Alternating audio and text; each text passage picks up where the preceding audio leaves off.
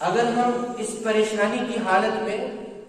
چاہتے ہیں کہ ہمیں سکون مل جائے تو ہمیں آنا پڑے گا اپنے الإسلام على خمسة أركان في الدين صوم وصلاة وزكاة حج والشهادتين بسم الله الرحمن الرحيم نحمده ونصلي على رسوله الكريم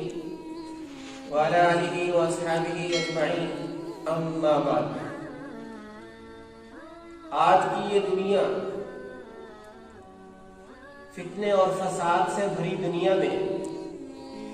رہنے والا ہر شخص پریشان ہے اور اس بات کی شکایت کر رہا ہے کہ سکون نہیں ہے، راحت نہیں ہے، ہر وقت بے چینی کی سی کیفیت ہے۔ ایک طرف وہ شخص ہے جو برسر روزگار ہے،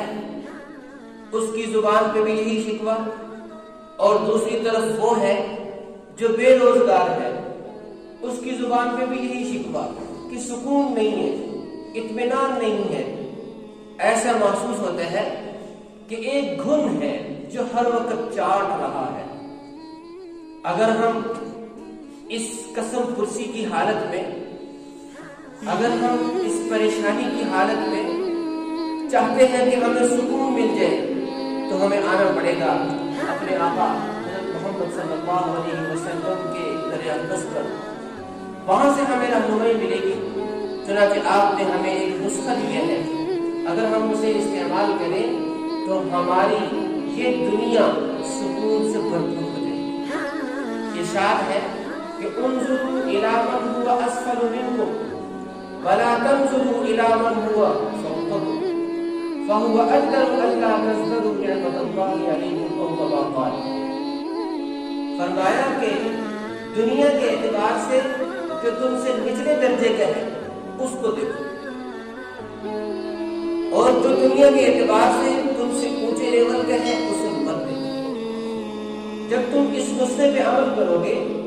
تو اللہ تبارک و تعالیٰ کی نعمت تمہاری نگاہ میں گھٹیا نہیں ہوگی، بلکہ تم اسے عظیم شان سمجھو گے، اور پھر اس پہ اللہ تبارک و تعالیٰ تمہیں سکون عطا کرے گا۔ تو آپ صلی اللہ علیہ وسلم نے ہمیں اس حدیث مبارک کے ذریعے یہ نسخہ دیا ہے کہ ہم اس آدمی کو دیکھیں، اس کی زندگی میں غور و فکر کریں، اس کے حالات کو پڑھیں اور دل و دماغ میں رکھیں جو دنیا کی ساز و سامان کے اعتبار سے ہم سے نچلے درجے کے، اور جو دنیا کی ساز و سامان کے اعتبار سے ہم سے اوپر والے درجے کے ہیں اس کی طرف نہ دیکھیں۔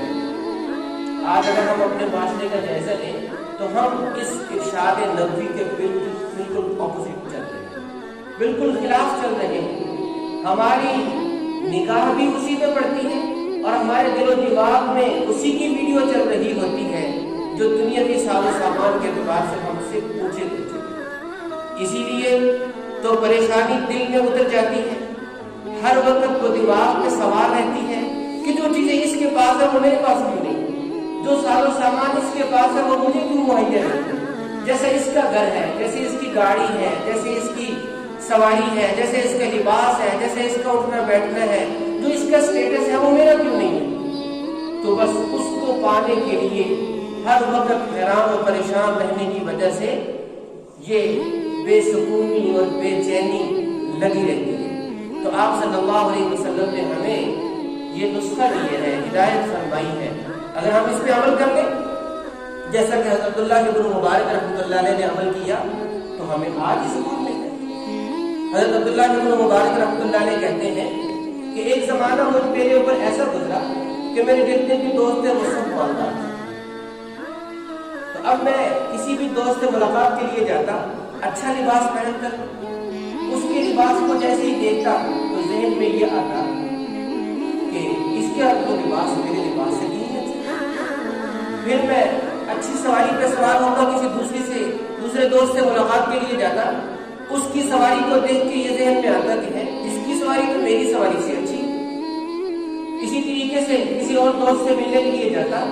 تو اس کے گھریلو ساز و سامان کو کو دیکھتا، اس کے دسترخوان کو دیکھتا، تو دل میں یہ بات پیدا ہوتی کہ میرے پاس تو یہ چیزیں تھیں، نتیجتاً یہ کہ میں ہر وقت پریشان رہتا، ہر وقت بے سکون رہتا، بے چین رہتا۔ پھر میں نے اپنا انداز بدلا، میں نے مالدار دوستوں سے دوستی کو ختم کیا اور اپنے سے دنیاوی حیثیت میں نچلے لوگوں کے ساتھ دوستی قائم کرنا شروع کی۔ تو حضرت عبداللہ کے بن مبارک رحمہ اللہ کہتے ہیں کہ اب جب میں ان کے ساتھ اٹھنا بیٹھنا، ان کے ہاں آنا جانا شروع کیا، تو اللہ تبارک و تعالیٰ نے اس ارشاد نبوی پر تعمیل کی برکت سے اس پریشانی کو سکون میں بدل دیا، اس بے چینی کو راحت میں بدل دیا۔ کیونکہ اب جب میں جاتا تو میں اس کی چیزوں کو دیکھتا، اس کی سواری کو دیکھتا، اس کے گھر بار کو دیکھتا، اس کے ساز و سامان کو دیکھتا، تو میرے دل میں یہ جذبہ پیدا ہوتا کہ یا اللہ تیرا شکر، اس کے پاس تو وہ چیزیں نہیں جو آپ نے مجھے عطا فرمائی، اس کے پاس تو وہ نعمتیں نہیں ہیں جو مجھے حاصل ہیں۔ تو اگر ہم اس ارشاد نبوی پہ عمل کریں گے تو پہلی چیز جو ہمیں حاصل ہوگی، پہلا فائدہ وہ یہ کہ جو نعمتیں حاصل ہیں اس پہ اللہ تبارک و تعالیٰ شکر کی توفیق سے نوازیں، تو ہم اللہ تبارک و تعالیٰ کا شکر ادا کر سکیں گے۔ اور جو شکر ادا کرتا ہے، اللہ تبارک و تعالیٰ کا وعدہ ہے کہ لئن شکرتم لأزیدنکم، اگر تم شکر ادا کرو گے تو میں ضرور بضرور اس نعمت میں اضافہ کروں۔ تو پہلا فائدہ یہ ہے کہ ہمیں اللہ تبارک و تعالیٰ شکر نعمت کی دولت سے نوازے۔ اور دوسرا فائدہ یہ ہے کہ ہمیں اللہ تبارک و تعالیٰ رضا بالقضاء عطا فرمائیں گے، تقدیر پہ راضی رہنا،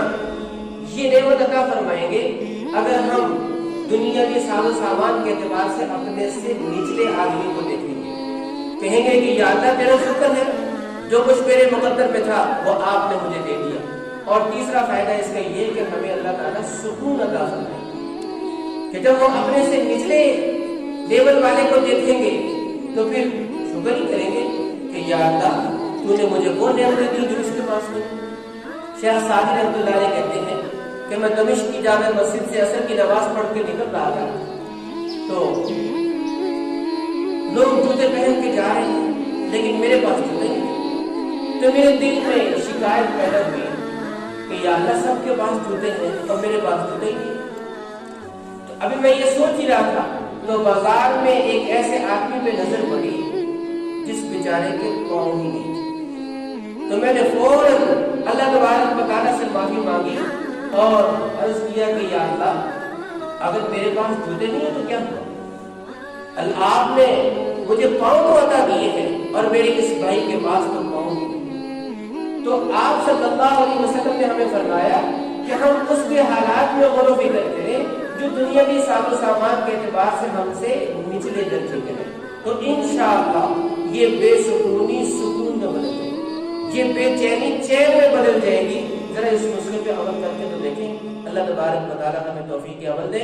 وآخر دعوانا الحمدللہ رب العالمین۔